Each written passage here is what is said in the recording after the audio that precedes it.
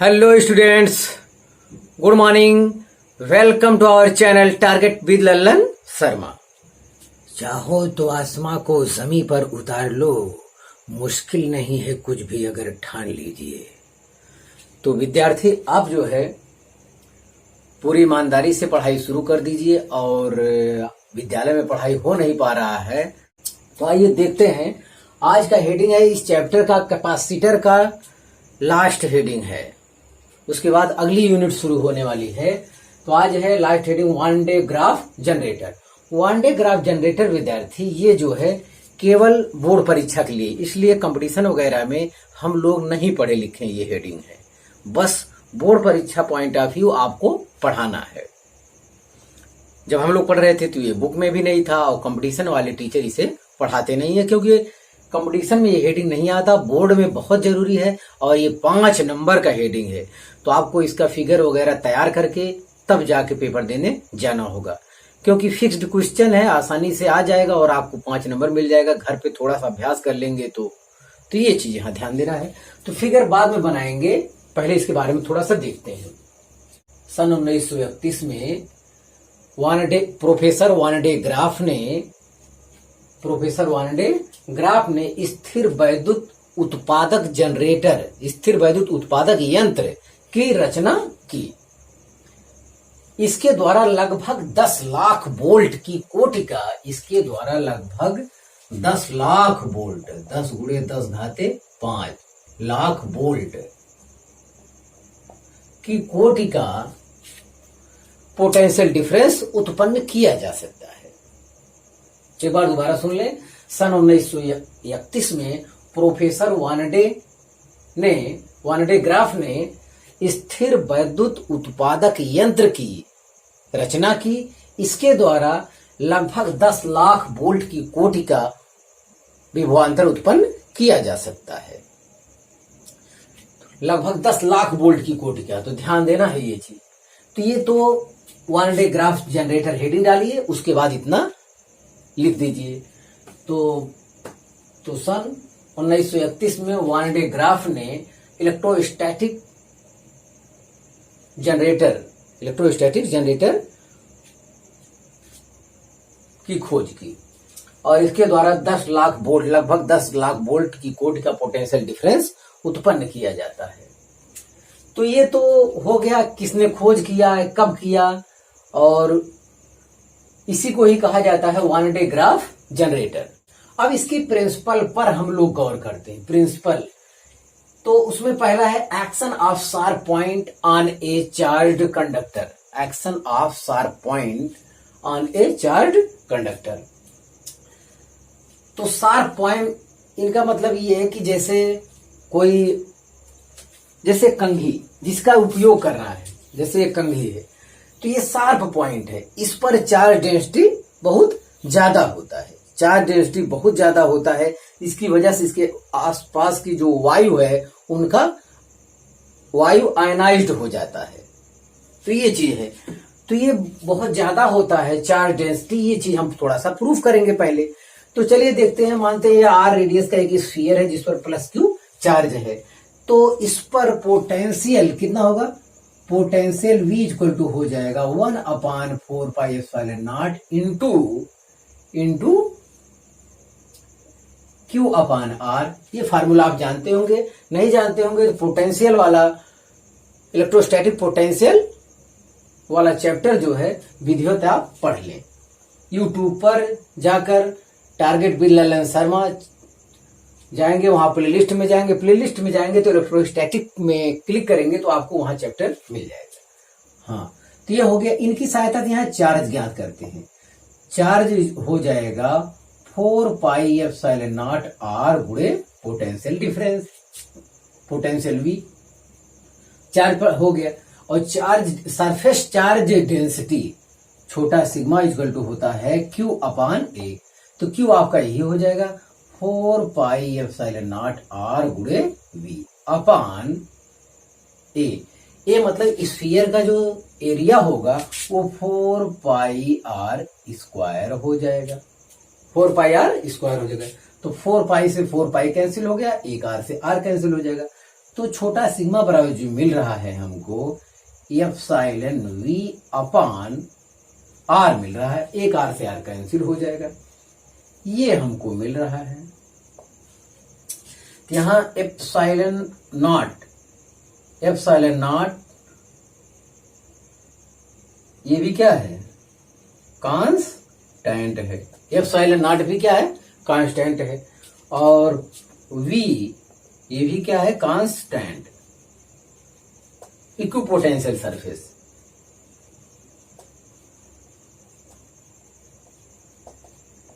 Equipotential surface, yes.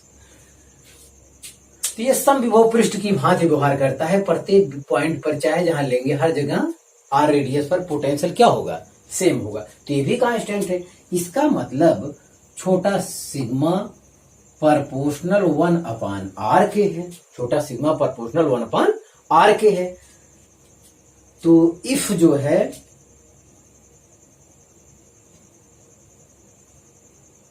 ये ध्यान देना है, if R tends to 0, if R tends to 0, यदि आर 0 की ओर अग्रसर हो देन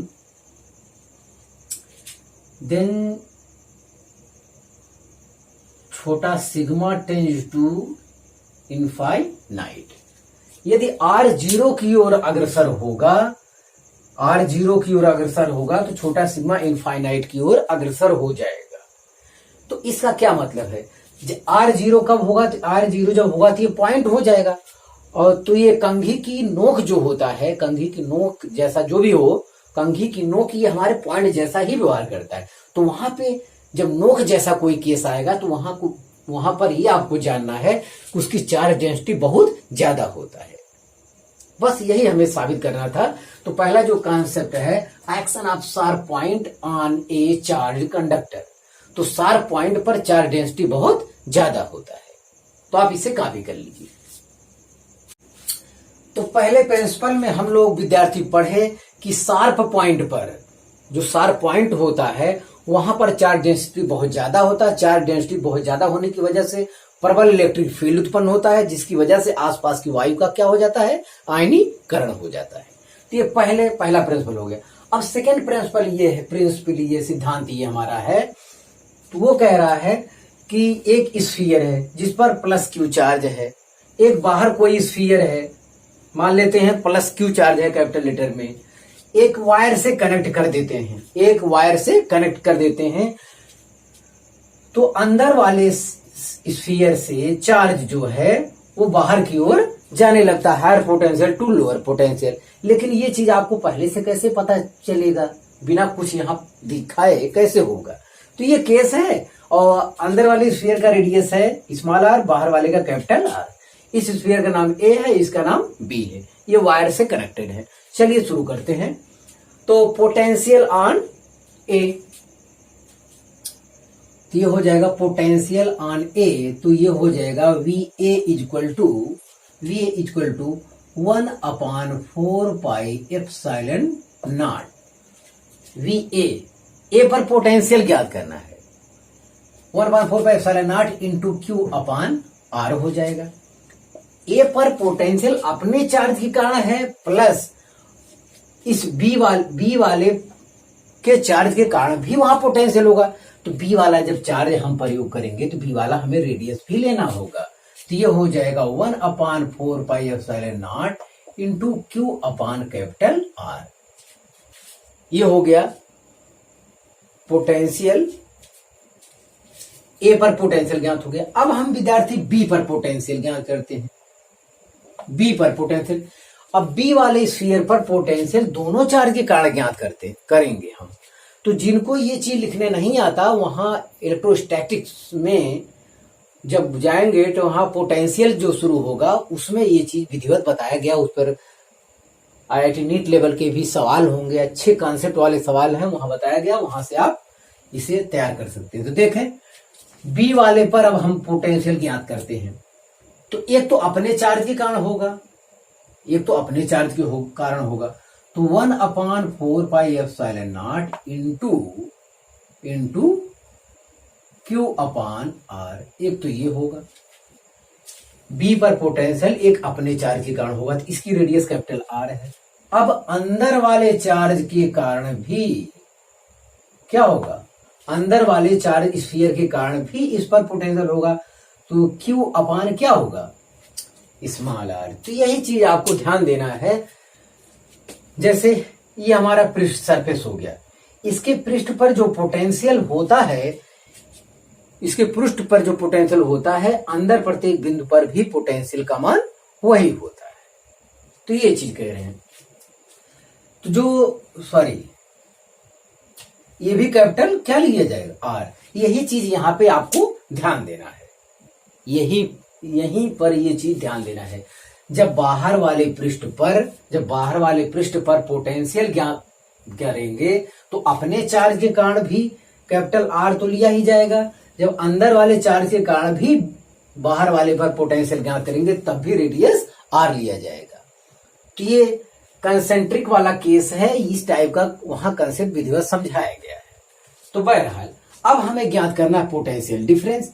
अरे भाई, हम चाहते हैं कि अंदर वाले स्फीयर से चार्ज बाहर वाले स्फीयर में जाए, higher potential to lower potential. हम ये दिखाना चाहते हैं कि वी ए का मान वी से बड़ा है। तो देखते हैं कैसे। तो V A minus V B, potential difference between A and B. हाँ, तो ये हो जाएगा V A minus V B बराबर, इसमें से इसको घटाएंगे तो हम देख रहे हैं ये दोनों क्या हो जाएंगे, कैंसिल हो जाएंगे। ये दोनों कैंसिल हो जा रहा है, तो ये दोनों जब कैंसिल हो जाएगा घटाने पर तो यही दोनों बचेंगे। तो इतना माइनस इतना बचेगा। अरे इतना पूरा लिखेंगे, माइनस तब इतना वाला करेंगे तो ये दोनों कट जाएगा। तो ये आएगा 1/4 pi epsilon naught into Q upon r minus 1/4 pi epsilon naught into Q upon capital R, इतना बचेगा। अब यहां Q upon 4 pi epsilon naught common ले लेंगे, इन ब्रैकेट जो बचेगा 1/r माइनस 1/कैपिटल आर।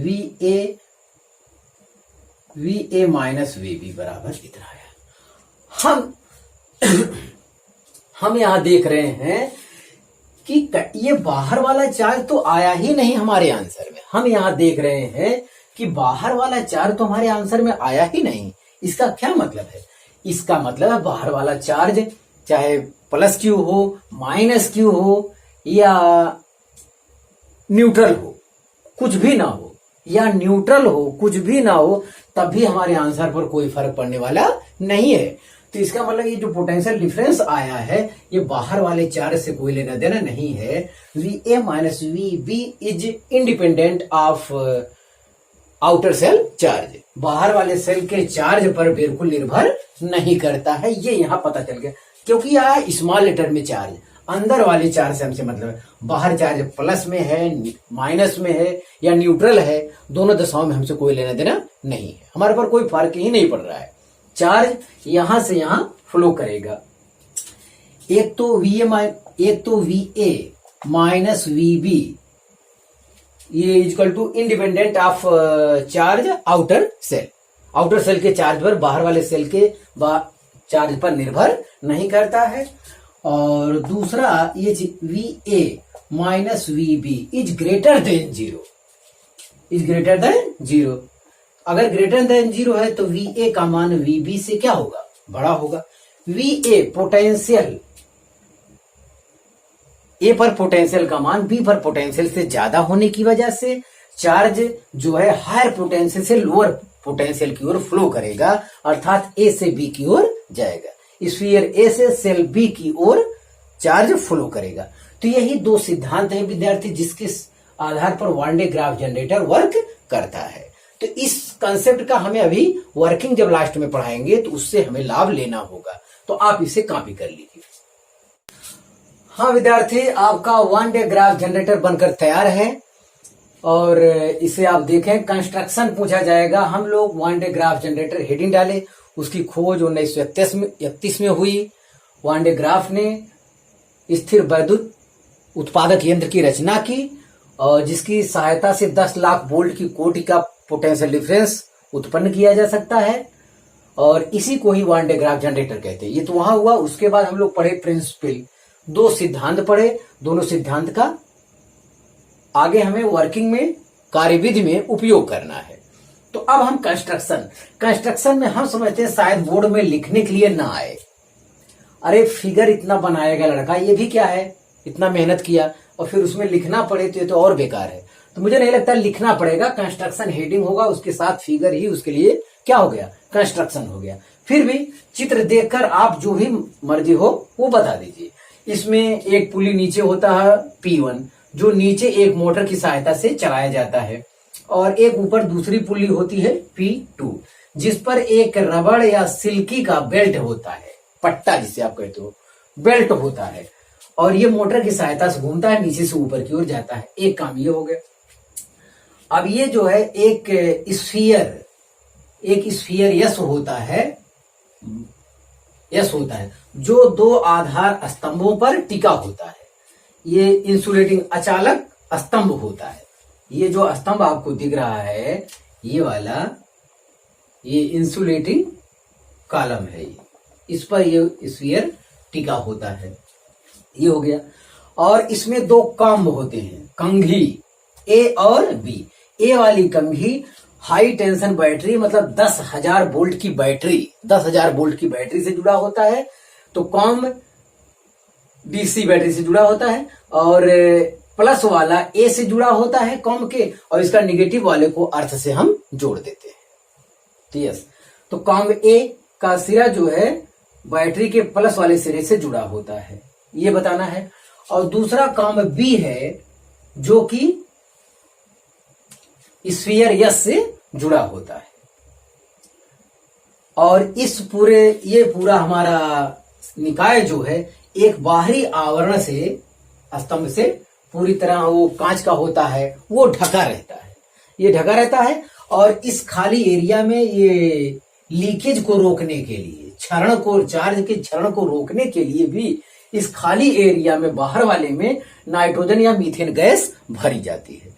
तो कंस्ट्रक्शन में विद्यार्थी इतना ही है। IIT कानपुर में ये वान डे ग्राफ जनरेटर रखा हुआ है। इसके बारे में इतना बताना था। अब हम जाएंगे वर्किंग पे। अगला हेडिंग जो हमारा होगा वो होगा वर्किंग। इसकी कार्यविधि पर हम गौर करेंगे। कार्यविधि में विद्यार्थी, जो आपका कॉम्ब ए है वो 10,000 वोल्ट के पोटेंशियल पूर्व होता है। एक चीज और विद्यार्थी किसी किसी किताब में लिख जाता है, जो स्फीयर का व्यास होता है वो 5 मीटर बताया गया। कंस्ट्रक्शन की बात मैं कर रहा हूं। स्फीयर का व्यास 5 मीटर बताया गया है। जो आधार स्तंभ की लंबाई है ये 1.5 मीटर बताया गया है। तो आप चाहे तो ये भी जान सकते हैं। इतनी जानकारी और हमारे पास थी कि स्फीयर का ये जो व्यास दिया है वो 5 मीटर दिया है, मतलब रेडियस 2.5 मीटर हो जाएगा। और ये आधार स्तंभ की लंबाई जो है वो 1.5 मीटर दिया हुआ। इतनी जानकारी और थी। तो आइए वर्किंग पे, कार्यविधि पे चर्चा करते हैं। कार्यविधि में पहला काम होता है कॉम्ब ए 10,000 वोल्ट बैटरी से जो जुड़ा होता है। ये हाई टेंशन बैटरी है, बहुत ज्यादा, 10,000 पोटेंशियल, ये बहुत ज्यादा होता है। ये पोटेंशियल होने की वजह से कॉम्ब ए के पास प्रबल इलेक्ट्रिक फील्ड होता है। प्रबल इलेक्ट्रिक फील्ड मतलब यहाँ चार्ज डेंसिटी बहुत ज्यादा होता है, ये समझाया गया है। ये नुकीला भाग, पॉइंट भाग हो गया। तो हम लोग प्रिंसिपल में पढ़े थे कि वो चार्ज डेंसिटी बहुत कम होगा वहां पे, ये चीज है नुकीला भाग। यही वाला कॉम्ब इस टाइप से है। चार्ज डेंसिटी नुकीले पॉइंट पे बहुत ज्यादा होता है। तो इलेक्ट्रिक फील्ड ज्यादा होता है। तो चार्ज डेंसिटी बहुत ज्यादा होने की वजह से इसके आसपास की वायु का क्या हो जाता है, इसकी आसपास की वायु का वो विघटन हो जाता है, वो टूट जाता, आयनाइजेशन हो जाता है प्लस और माइनस में। तो प्लस अलग माइनस अलग हो जाता है। प्लस और माइनस में इसके आसपास की वायु अलग हो जाते हैं। तो ये कॉम्ब जो प्लस पे है तो किसको अट्रैक्ट करेगा, माइनस को। तो निगेटिव वाले चार्ज को क्या करेगा, इलेक्ट्रॉन को अट्रैक्ट कर लेगा, और जबकि प्लस वाले चार्ज को अपने से दूर करेगा। तो ये प्लस वाला चार्ज जब ये दूर ढकेलेगा तो ये पट्टा जो मोशन कर रहा है नीचे से ऊपर की ओर इस टाइप से, उसी पट्टे के साथ प्लस वाला चार्ज ऊपर जाता है, ऊपर की ओर जाने लगता है। देखिए अब जा रहा है, तो प्लस वाला चार्ज ऊपर की ओर जा रहा है और काम बी के रास्ते से होते हुए ये जो है ऊपर वाले पृष्ठ पर प्लस क्यू चार्ज इकट्ठा होता रहता है। इसके आगे जब पट्टा बढ़ता है तो यहां भी ये न्यूट्रल हो गया, कोई चार्ज नहीं, ये न्यूट्रल चार्ज लेके फिर यहां तक आया, यहां तक आया, यहां तक आया, फिर यहां तक आएगा। अब फिर वही प्रक्रिया कि कॉम्ब ए के समीप क्या होगा, जो एयर होगा वो आयनाइज्ड हो जाता है, निगेटिव वाले को कॉम्ब अट्रैक्ट करता है, पॉजिटिव वाले को रिपेल करता है। तो ये पॉजिटिव चार्ज ये जो बेल्ट है, ये बेल्ट की सहायता से फिर ऊपर जाता है और बी कॉम्ब बी चार्ज को इकट्ठा करता है और सरफेस में भेज देता है। तो यह क्रिया बार बार चलती रहती है और बी एस पर बाहरी वाले पृष्ठ पर चार्ज बहुत ज्यादा हो जाता है, चार्ज बहुत ज्यादा हो जाता है। हो सकता है जितना आप चाहते हो उतना हो गया है, जितना आप चाहते हैं अगर उतना हो गया है तो जाहिर है प्रैक्टिकल या वर्क ये सब बंद कर दीजिए। तो इसी सिद्धांत पर ये विद्यार्थी वर्क करता है। तो एक बार वर्किंग दोबारा सुने, किताब में भी कंफ्यूजन रहता है, कुछ भी बोल देता है। बहरहाल देखें तो पहला काम फिर से कार वर्किंग सुने। तो कॉम्ब ए को जो 10,000 वोल्ट के डीसी बैटरी से जुड़ा होता है। अब ये कॉम्ब ए की समीप की एयर का क्या हो जाता है, आयोनाइजेशन हो जाता है, आयोनाइजेशन होता है। तो कॉम्ब ए प्लस वाले से जुड़ा है तो ये निगेटिव वाले को क्या करता है, अट्रैक्ट करता है अपनी ओर, और पॉजिटिव वाले को रिपेल करता है। पॉजिटिव वाला रिपेल करता है और ये जो पट्टा घूम रहा है तो पॉजिटिव वाला जो है उसी पट्टे के साथ ऊपर जाता है, पॉजिटिव वाला ऊपर जाता है और कॉम्ब बी उस चार्ज को इकट्ठा करके किसको दे देता है, सरफेस बी पे भेज देता है। ये क्रिया बार बार चलती रहती है जिससे इसका चार्ज डेंसिटी बहुत ज्यादा हो जाता है। हो सकता है जितना आपको आवश्यकता है उतना हो गया हो तो आप बंद कर दीजिए। हाँ, इस पर चार्ज बहुत ज्यादा होने की वजह से यहां भी लीकेज शुरू हो सकता है, यहां भी लीकेज शुरू हो सकता है, लीकेज, यस, हाँ यहां भी लीकेज शुरू हो सकता है चार्ज का। तो इस चार्ज के लीकेज को रोकने के लिए एक और आवरण से ये ढका होता है हमारा यंत्र। किसी किसी किताब में बना है, ये सब में नहीं बना है, ये चीज सब में नहीं बना है। तो आवरण जो ये ढका रहता है और इसके अंदर इसके लीकेज को रोकने के लिए नाइट्रोजन गैस अथवा मीथेन गैस भरा जाता है। तो वर्किंग में विद्यार्थी इतना, आप इसे कॉपी कर लीजिए। हाँ विद्यार्थी, लास्ट में देखते हैं यूजेज और डिमेरिट। यूजेज में इसका उपयोग नाभिकीय विखंडन में आवेशित कणों को उच्च गति ऊर्जा प्रदान करने में किया जाता है। वान डे ग्राफ जनरेटर का उपयोग नाभिकीय विखंडन में आवेशित कणों को उच्च गति ऊर्जा प्रदान करने में किया जाता है और पोटेंशियल डिफरेंस उत्पन्न करने में, हाई पोटेंशियल डिफरेंस उत्पन्न करने में किया जाता है और तीव्र एक्स किरणों के उत्पादन में भी किया जाता है। तो तीव्र एक्स किरणों, एक्सरे जो आप करवाने जाते हैं उसमें किरण होती है, एक्सरे एक चैप्टर है, तो एक्स किरणों के उत्पादन में किया जाता है।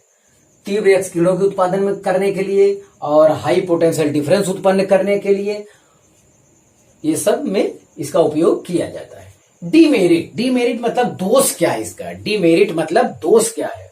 दोष में ये दर्द है कि इसका आकार बहुत ज्यादा होने की वजह से इसके रखरखाव में परेशानी होती है, प्रॉब्लम होती है।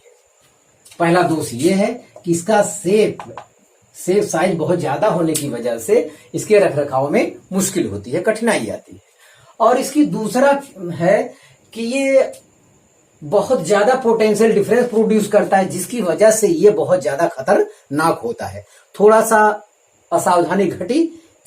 असावधानी की वजह से भारी दुर्घटना हो सकता है। तो विद्यार्थी वन डे ग्राफ जनित्र के बारे में जितना हमें बताना था हम बता चुके। आप बोर्ड परीक्षा के लिए ये बहुत जरूरी है, 5 नंबर का आता है। हर विद्यार्थी से विनम्र निवेदन है कि इस हेडिंग को फिगर की सहायता से पूरा विधिवत तैयार कर ले। आप विद्यार्थी मेहनत से पढ़ाई करते रहे। All the very best.